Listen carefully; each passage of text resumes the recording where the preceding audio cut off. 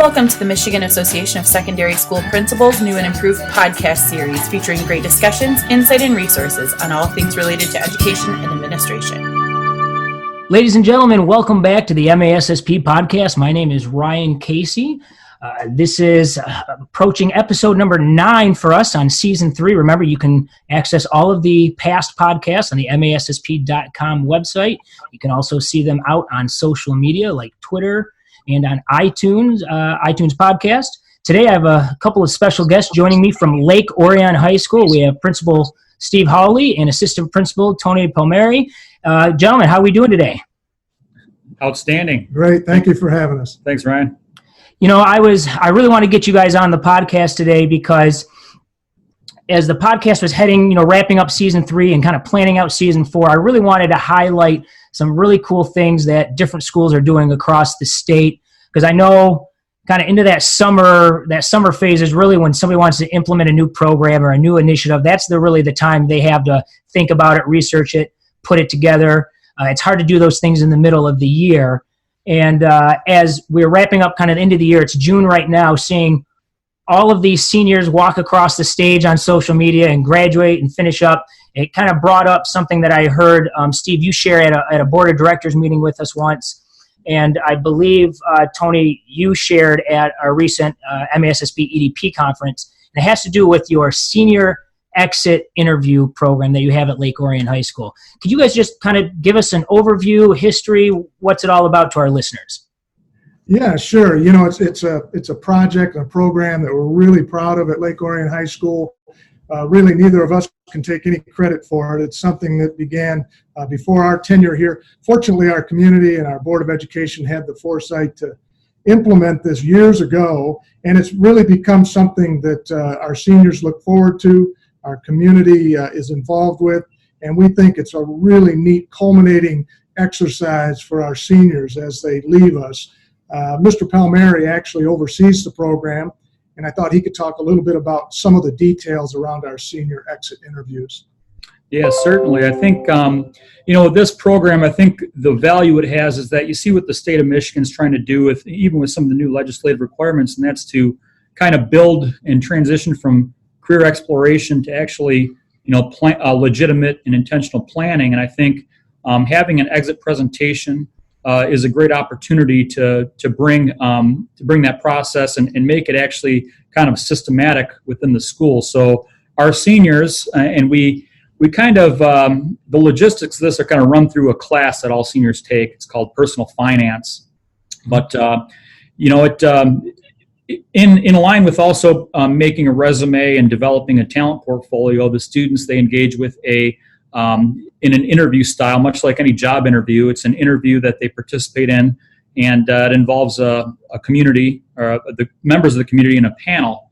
And they get to share some of their plans, some of their post-secondary aspirations, and exactly it is what they're hoping to achieve once they leave Lake Orion High School. And like Steve kind of suggested, it's kind of a program. It feels very authentic to the students.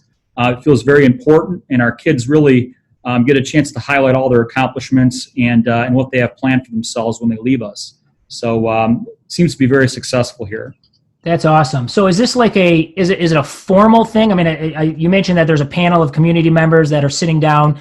So is it, kind of a one student at a time comes in, and what does that actual interview then look like?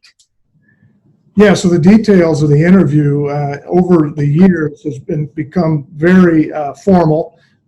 It is every one of our seniors, and sometimes I'll have principals ask me, how in the world do you get 600 seniors through an interview process individually? That was going to be my next question, so go ahead and answer. In the course of the year, and we do it very carefully and methodically, but we do have a plan, and Mr. Palmieri can talk to that as well. Yeah, certainly. Like I suggested, we have a personal finance class that all of our seniors take. And so basically during whatever term they happen to have that, and we have the advantage of a flexible schedule here at Lake Orion High School, but in that personal finance class, towards the end of that term is when their interviews are scheduled. It's a great opportunity for us to bring in community members, business and industry partners, and get them involved in the school. But it's a panel of 3 individuals usually. There's a half hour established for each interview time. Wow. And the interview team follows kind of a script. We try to develop some consistency between the sorts of questions that are being asked in each interview room. And it's actually quite efficient. And I know people have a hard time believing that we can get that many students finished, but we do. And you know, that panel of community members and people from outside of school, that to me lends a great deal of authenticity and creates, I don't want to call it the illusion, but it makes it feel very high stakes for the students. They take it extremely seriously. Yes. They come in very well prepared for their interview. And that's the feedback we get from our community from the process as well. So would you say, obviously going through 30 minutes, which I think that's awesome, because that was going to be another question, you know, is this like a 5-minute thing? But 30 minutes, I mean, that's really a nice chunk of time to really get to know a student and really see if they have a plan put together. So I'm imagining you're not trying to get these all done in the month of May, I'm assuming. Or how long does this kind of take throughout that year in that personal finance class? Yeah, so our first, second, and third terms are when the students will take that personal finance course. And so, you know, roughly we're talking, you know, October, February, and then here at the end of April. And, you know, so we shuffle about 200 kids through each term.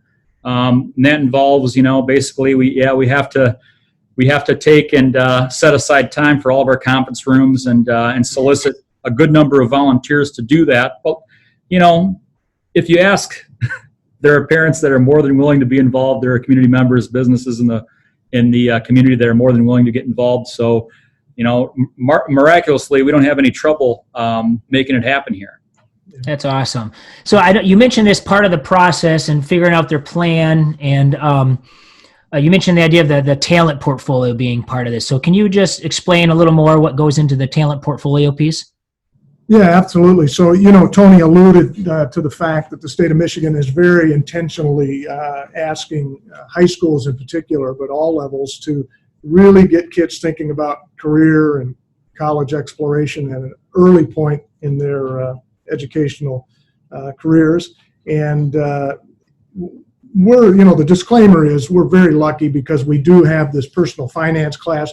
We also have a freshman level course that is a graduation requirement along with personal finance that we call Career Foundations, where the students are really truly starting to explore not only the coursework they want to take here at the high school, but also leading down a career pathway for themselves beyond high school. And within that process, we do have a very, what I would call formal talent portfolio that is utilized throughout their 4 years and built throughout the 4 years. But then at that senior level personal finance and also the exit interview, those talent portfolios become a very integral part of that interview. So I'll let Tony talk maybe a little bit more about the portfolio itself. Yeah, I think, the portfolio itself and the interview are interconnected in that exact way. It's we're not building a portfolio for some hypothetical opportunity or interview down the road. No, this is an interview that all kids will participate in. So, you know, I think building that portfolio, developing that resume, the kids understand that, you know, these are things that that they are going to be presenting in front of a panel of people. And I think, you know, again, that lends a lot of authenticity to the whole process. You know, the portfolios themselves, I feel, you know, what better way to consolidate all your accomplishments and think about all the things that you've done and maybe identify areas where you need to grow and gain experience because you have these certain aspirations, places you want to go, things you want to get to, college you want to attend. What better way to promote self-reflection than to have kids, build that portfolio during their 4 years here. Exactly. I was going to say, you know, I really like the fact that this is a long-term thing.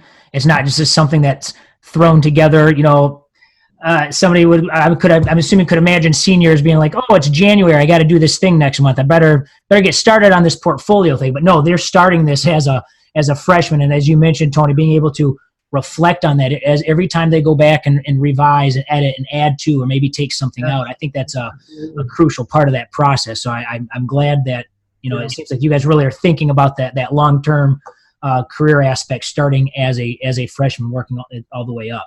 Yeah, I think it's important to also note, Ryan, as Tony alluded to, that the students truly take this very seriously. It is a part of our graduation requirements. Again, our Board of Education really had a good thought process about how this should look. But the students themselves, they're dressed up on that day just like they would for a business interview. They're very, very nervous, and they take it very seriously. We're proud of the process. We think that it's something that is unique in some regard to Lake Orion, but it also truly adds to the experience here at the high school. What type of portfolios are they allowed to put together? Is there an option? I guess I'm not sure of your device situation. Are some kids doing this like a traditional binder? Are others putting a website together, or a digital portfolio, if you will, on an iPad? What does that look like? That's a great question.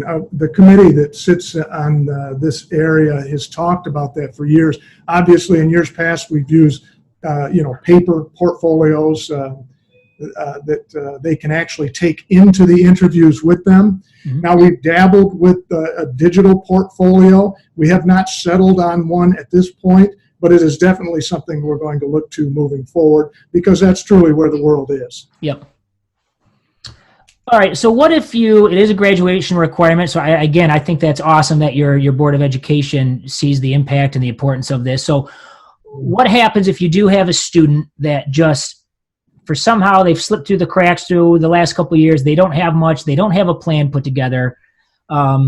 Maybe they didn't take it super serious. What do you do with a student like that who just didn't meet the requirement, let's say? I guess, again, a huge advantage we have of this being kind of housed in a component of the personal finance classes. I look at it as almost like a coaching and mentor model. I mean, we've got to coach them up. We have to get them ready for this experience. It's a graduation requirement. We can't put any more emphasis on it than that. But, like I kind of said, the kids take this very seriously. There are some kids that, of course, require additional attention. I'm really proud of our staff. They do put in the extra effort and press hard. And yes, there are certain kids that, don't meet the necessary requirements, and we have to reschedule. Okay.